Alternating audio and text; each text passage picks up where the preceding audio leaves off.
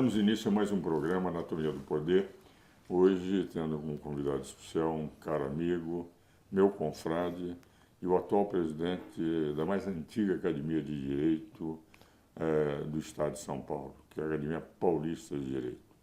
Normalmente se utiliza a expressão academia para definir a Faculdade de Direito do Largo de São Francisco, as faculdades de Direito, mas no sentido clássico, academia é a união de pessoas que chegaram a um reconhecimento público na área em questão e que se unem, e normalmente desde a fundação da Academia Francesa, em 1635, pelo cardeal Richelieu.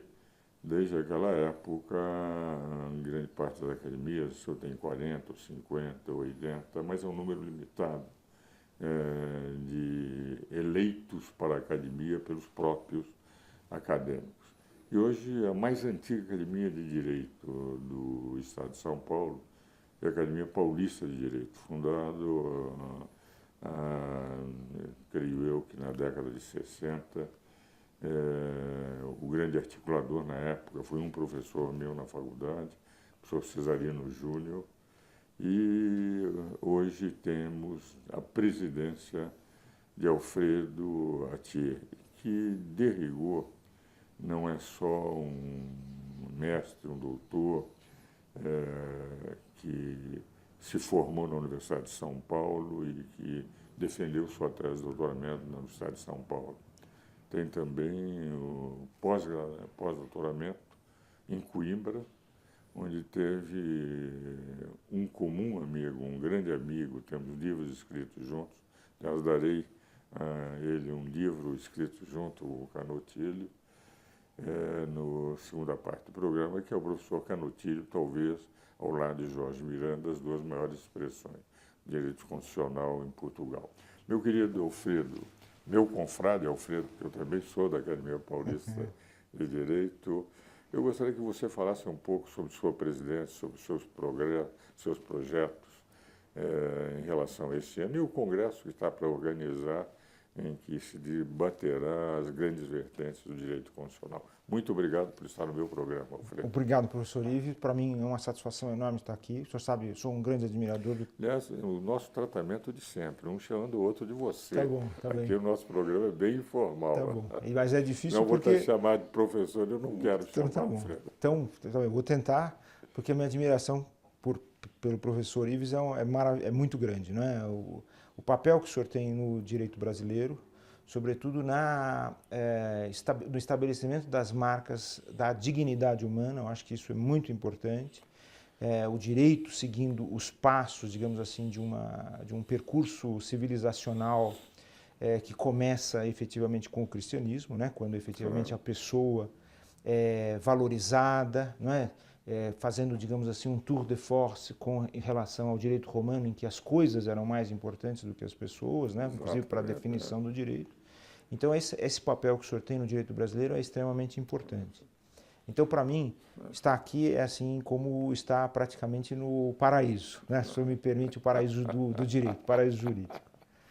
E nós somos colegas, né, confrades na Academia Paulista de Direito. Como disse no início, ela foi criada lá na Faculdade de Direito do Largo São Francisco, né, da Universidade de São Paulo.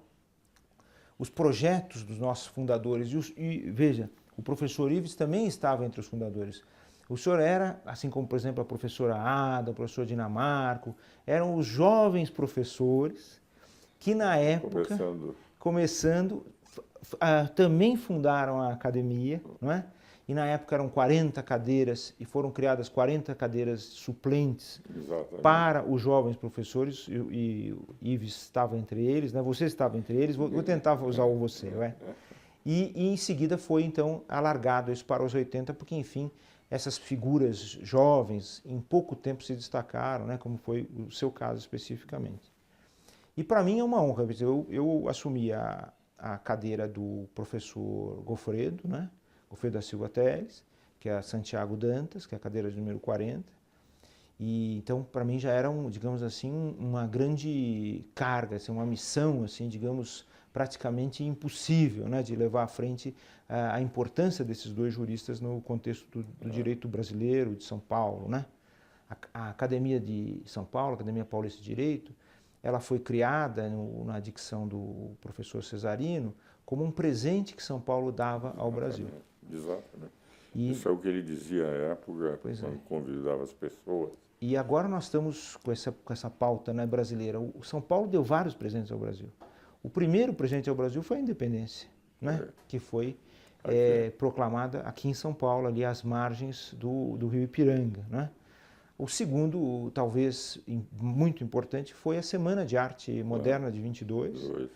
E eu diria então que o nosso terceiro foi a Academia Paulista de Direito, assim, com uma certa vaidade, né? Porque todo acadêmico tem que ser um pouco vaidoso. E os projetos que esses fundadores tinham, como por exemplo o professor Miguel Reale, que era na época reitor da Universidade de São Paulo, o professor Oswaldo Aranha Bandeira de Mello, que era o reitor da Pontifícia Universidade Católica. Enfim, as três grandes faculdades da época, que eram praticamente as únicas, porque antes não tinha havido ainda as reformas que permitiram a abertura de outras faculdades, que foram a Universidade de São Paulo, a Pontifícia Universidade Católica e a Mackenzie. Então o projeto eram bastante ambiciosos, né? A academia foi fundada no curso de um grande congresso, o primeiro congresso da academia. Ali estavam em jogo os projetos de alteração do Código Civil, né? Sobretudo o projeto do professor Reale, que acabou vingando, a alteração da legislação penal e do Código Penal, né?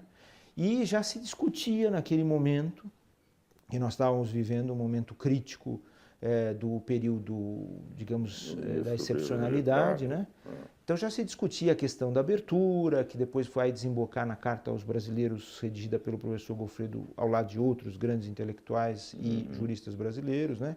E, portanto, já se discutia, digamos assim, uma nova ordem jurídica para o Brasil, que culminou com a Constituição de 88. Então, o que eu penso em termos de... Pensei quando assumi a presidência, né, e nós estamos trabalhando juntos, né, professor Ives? Claro. Você esteve conosco no primeiro Congresso Internacional o ano passado. Aliás, uma participação extremamente importante, com professores da Espanha, de Portugal, da Inglaterra.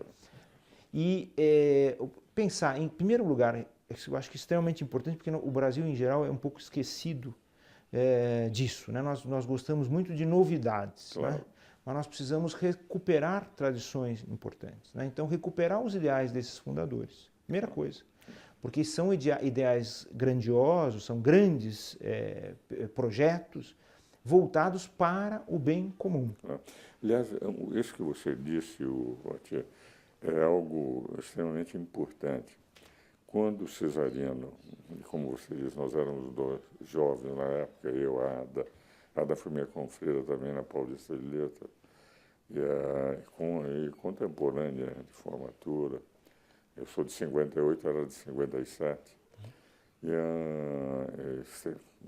Fez um programa conosco e morreu um mês depois. Pois é, que triste.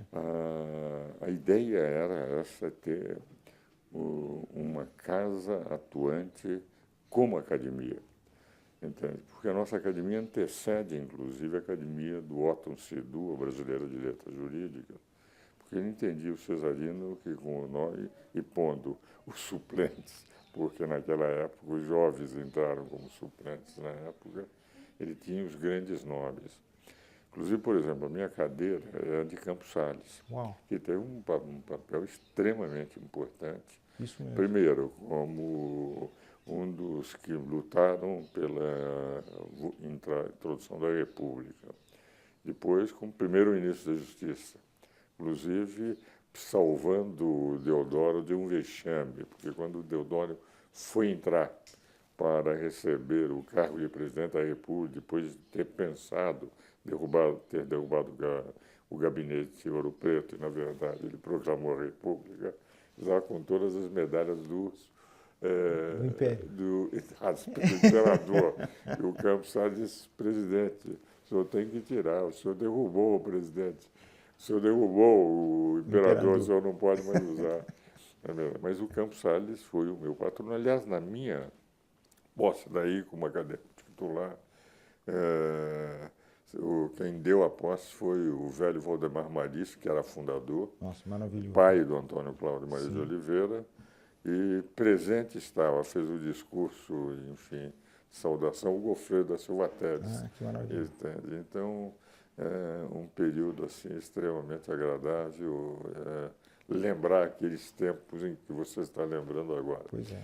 Agora, nesse congresso, que nós vamos aproveitar, entende, Atier, para falar mais no segundo bloco sobre o congresso, pelo fato que está terminando esse bloco, e nós teremos então um espaço um pouco maior, e você daí vai mostrar o que você pretende nesse momento de certa turbulência ainda entre os bons ideais do governo Bolsonaro, mas as dificuldades que ele está tendo, não só dentro dos outros poderes, do Poder Legislativo, mas também dentro da sua própria casa. Ele tem que também acalmar a sua própria casa. Vamos aos comerciais e logo depois vamos continuar a falar.